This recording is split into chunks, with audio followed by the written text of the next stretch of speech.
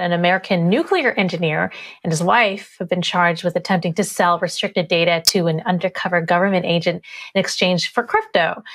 The couple received about $100,000 in privacy coin Monero before they were arrested by the FBI and NCIS, according to a criminal complaint. And joining us now to discuss is Justin Ehrenhofer, a Monero community member. Hey there, Justin, thanks for joining us. So a bit about the details, a bit of a recap. So Jonathan TV, who is employed by the U.S. Department of Navy, and his wife, Diana, both are from Maryland, had been engaged in a conspiracy to sell information relating to the design of a U.S. nuclear submarine to a foreign nation.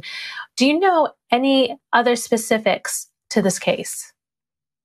So all of the details we know are in the report, and I strongly recommend that everyone read this report. It reads as a really cool spy novel, to be honest. There are really interesting details there about how Jonathan and his wife, Diana, attempted to give a foreign nation, over 10,000 pages of classified information. So all the information we have is available in this report. Do we know if the government is dealing in Monero, and did they request Monero specifically?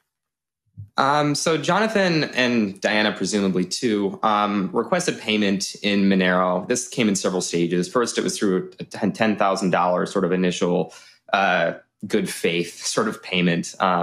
But yeah, there continue to be other payments throughout the process as there were additional drops. The FBI, of course, was on the other side of the conversation throughout the whole process. So every time that Jonathan and his wife, Diana, were placing, data through dead drops, the FBI was observing before they'd make any of the payments. So the FBI was pretty involved in the whole process and was able to, watch them directly place data. And this is all listed in the report.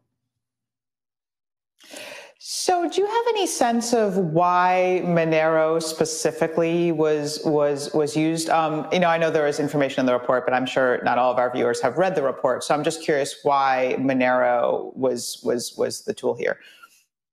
Sure. So Jonathan employed quite a few tools. The report goes through these. So for example, it talks about the use of Tor in the communication. They use Proton Mail, which is a privacy-preserving email provider. They use private public key encryption, which of course Bitcoin uses with how it sets up its addresses, but they use that to encrypt information. And they also talk about how they use, he used cash by mail to get a burner SIM cash in person to get a burner SIM, for example. So Monero was one of the tools that they employed in order to receive payments. They specifically said they did not want to receive Bitcoin payments for their protection and also for the protection of the sender. At least that's what they said would be useful.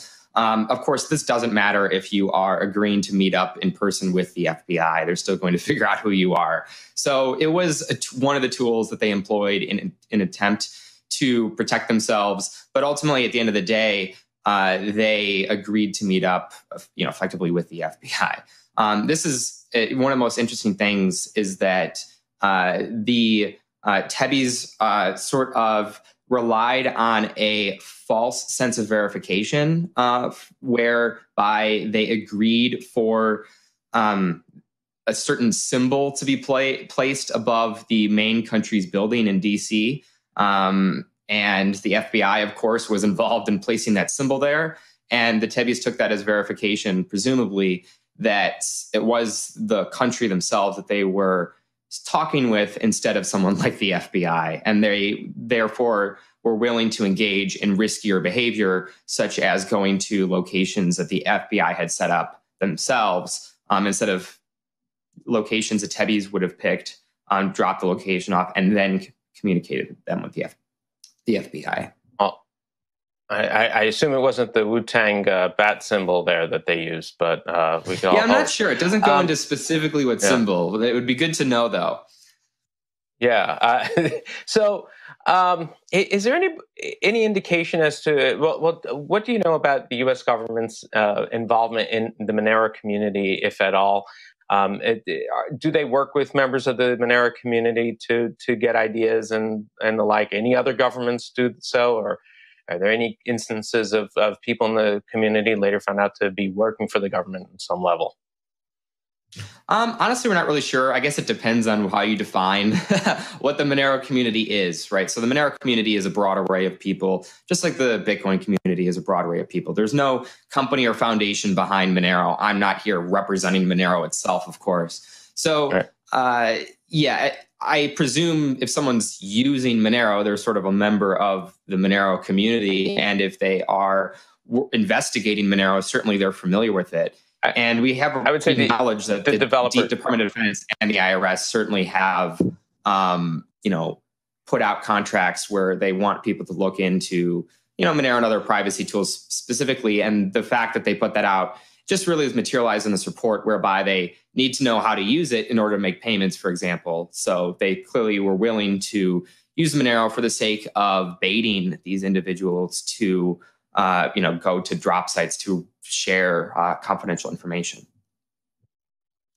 Are you concerned at all about the impact this will have just kind of on Monero's brand or image? Monero and other privacy-centric coins are always kind of seen by some people as associated with crime, and this probably isn't really helping. How big an effect do you think this will have just on kind of the way Monero is perceived by regulators and also the general public? I mean, I think it's often perceived as this big, scary thing, but I think it's important to step back and think about a few things. One, Bitcoin has carried this torch for many, many years, and it was able to get past this reputation because it ultimately was able to bring on quite a few other individuals. Frankly, mostly speculators, right? Bitcoin is now mostly worried about by regulators for the speculative risks that it introduces to retail investors, for example. So the narrative definitely changed, and there's always some other thing that they're worried about. And in Monero's case, since it does provide privacy protections, you certainly do have people who adopt it faster than they do, other technologies. And that just makes sense because they want to have their privacy. And then it's also important to step back and think, you have to remember what we're sort of comparing here. And in Monero's case, it provides base level privacy protections to everyone. That certainly seems like a more sensible default to me than everything is public to everyone, including North Korea and the like, who can just look at, anyone, including yourselves, can just look at the information on the Bitcoin blockchain. And if I did Bitcoin transactions with you, I would know your addresses and I would know how much money you've had in those addresses. So it's very radically transparent, and that has some advantages. But I think if we just take a step back, it's important to remember that selective disclosure of information with specific counterparties is just a useful property to fight for.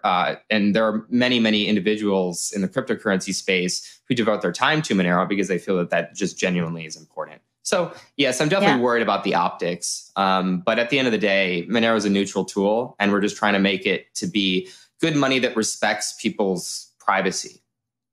Yeah, I find it interesting that the government is using it, but because it's a privacy coin, it can't exactly be traced, correct?